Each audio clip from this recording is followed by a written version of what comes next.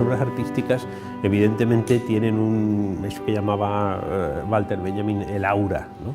Es decir, que hay una cierta sensación de lejanía, de distancia, de, si se quiere, hasta de misterio, que tiene que ver con el hecho de que, de alguna manera, el arte pone a las cosas de las que trata en un espacio que realmente las salva, por así decirlo, de la vida cotidiana. Que eso sea más fuerte que la vida o no, se podría discutir. Yo me conformaría con que fuera distinto. Es decir, que yo, ya sé que esto es una posición muy poco vanguardista, pero que soy partidario de la distinción entre el arte y la vida. Es decir, que me parece que cuando el arte se ha confundido con la vida o la vida con el arte, han sucedido cosas verdaderamente catastróficas, ¿no? El del arte contemporáneo se presenta como un universo siempre sujeto a la controversia, donde los límites entre lo sublime y lo grotesco, lo auténtico y lo fraudulento, nunca llegan a estar del todo claros. Porque, ¿qué es realmente el arte? ¿De qué hablamos cuando hablamos de arte contemporáneo? ¿Tiene sentido el arte como mero hecho estético o debe acercarse a las esferas de lo social y lo político?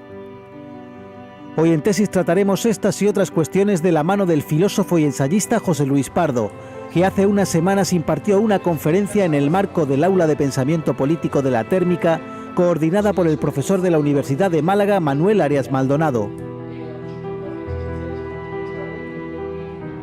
En el siglo XVIII, el filósofo David Hume se burlaba un poco de todos aquellos que estaban buscando cuál era la esencia de la belleza y que querían localizar la esencia de lo bello en alguna cualidad objetiva de esas cosas que llamamos bellas, pues sea la proporción geométrica, las dimensiones, la estructuración de la forma, etc.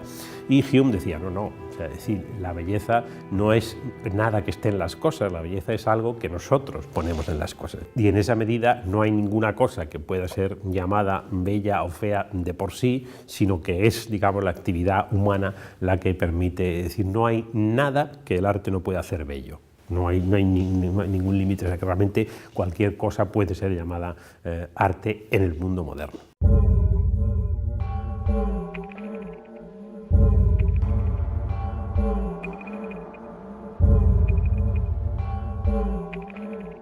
En general, yo diría que el arte contemporáneo es, el arte moderno, vamos a decir más en general, tiene la peculiaridad de que es autorreflexivo, es decir, de que en cada una de las obras de arte justamente las consideramos como obras de arte o de las bellas artes porque involucran todas ellas una interrogación acerca de qué es el arte, qué es lo que hace que consideremos a un objeto artístico y a otro no artístico, y digamos cada obra de arte es un poco esa misma pregunta, o es una manera de repetir la pregunta. Y hay una disciplina que no solamente es una disciplina, sino una institución, que es la estética, que de alguna manera es, si no la respuesta a esa pregunta, pues sí por lo menos el conjunto de condiciones en las cuales se podría responder esa pregunta, ¿no?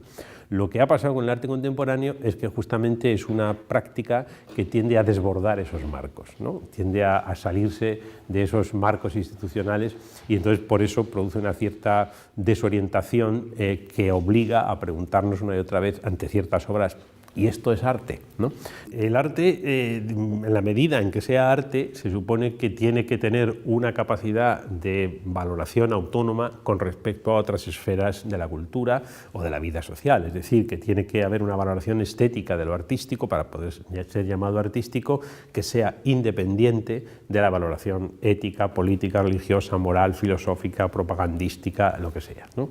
Entonces, en esa medida, digamos, desde luego, el arte reclama la autonomía de los creadores para valorar conforme a sus cánones qué es lo artístico y qué es lo no artístico. Eso no quiere decir que luego la obra de arte no tenga efectos, digamos, más allá de lo meramente artístico, efectos sociales, políticos, es decir, de cualquier tipo. Pero en principio, evidentemente, el arte reclama, digamos, una esfera de valores propios, ¿no?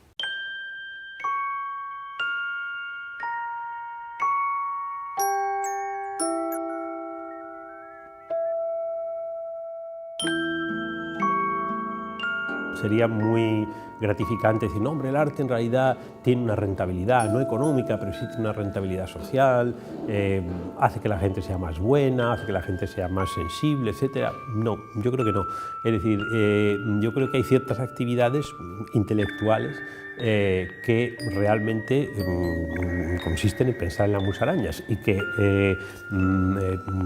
justamente, digamos, esa resistencia al aprovechamiento, a la rentabilidad, lo que hace es dar cuenta de una dimensión antropológica, de una dimensión del ser humano que no se reduce al lucro, que no se reduce al aprovechamiento, que no se reduce al rendimiento y que tiene que ver con el hecho de que somos mortales, porque claro, si fuéramos inmortales, pues estaríamos todo el día acumulando dinero y pensando en el rendimiento, pero como somos mortales nos interesan, además de eso, otras cosas.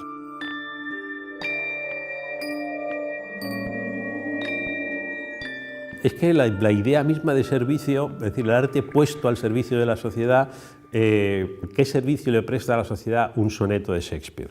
Pues claro, yo diría que en el fondo un servicio tan bueno como el que le presta un puente hecho por un ingeniero bueno, que haga un puente que no se caiga cuando sople el viento. Pero es difícil expresar, digamos, cuál es la dimensión social en la cual es útil o tiene un servicio, un soneto de Shakespeare. Más bien, digamos, lo que el soneto de Shakespeare hace es poner de manifiesto una realidad, si se quiere, emocional, que seguramente existía antes del soneto, pero que solamente después del soneto se puede compartir y se puede comunicar, ¿no? Hace comunicables emociones que de otra manera nunca nos habríamos enterado que existían.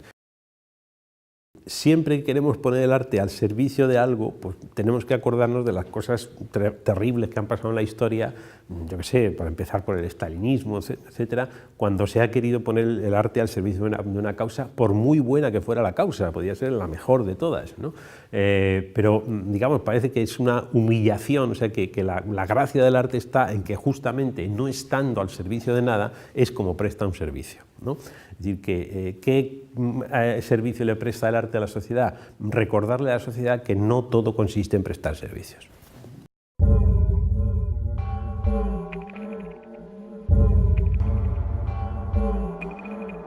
El arte de vanguardia estuvo vinculado a proyectos políticos generales que auguraban un cambio radical, una auténtica revolución.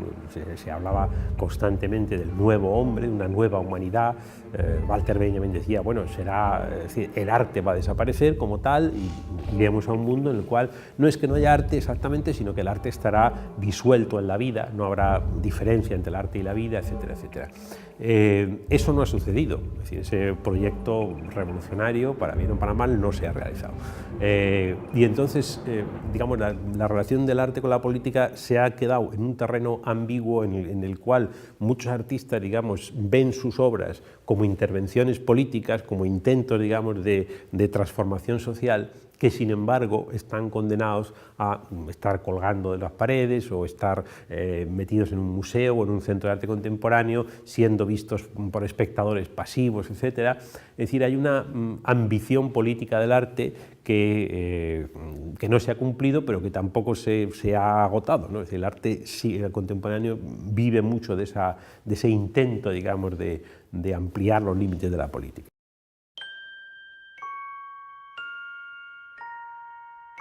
Para que sea posible hacer arte, digamos, tiene que haber ciertas estructuras políticas básicas sin las cuales no. Porque claro, cuando hablamos de cosas tales como la autonomía del arte, se nos olvida que la autonomía del arte no es, digamos, unos señores que de pronto digan nosotros somos autónomos, sino que tiene que haber universidades, revistas literarias y artísticas, salas de exposiciones, museos, etcétera, leyes que protejan los derechos de autor, etcétera. O sea, hay que decir que es un entramado, entre otras cosas, político muy importante. No podría haber arte si no hubiera ese entramado.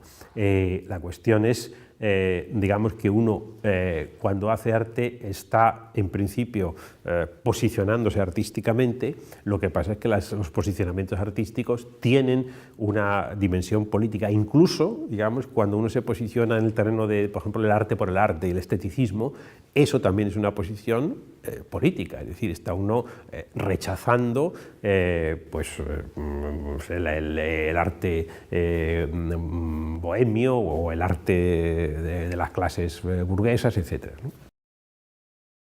Yo creo que la única forma, digamos, de que el arte no esté sometido, digamos, a una legislación que no es la suya, es que los propios creadores tengan la posibilidad de valorar las obras que hacen desde un punto de vista exclusivamente artístico y por lo tanto independiente de las valoraciones sociales, políticas, económicas, etcétera, religiosas. Entonces, en ese sentido, yo creo que las obras de arte tienen que hacer efecto por sí solas, ¿no?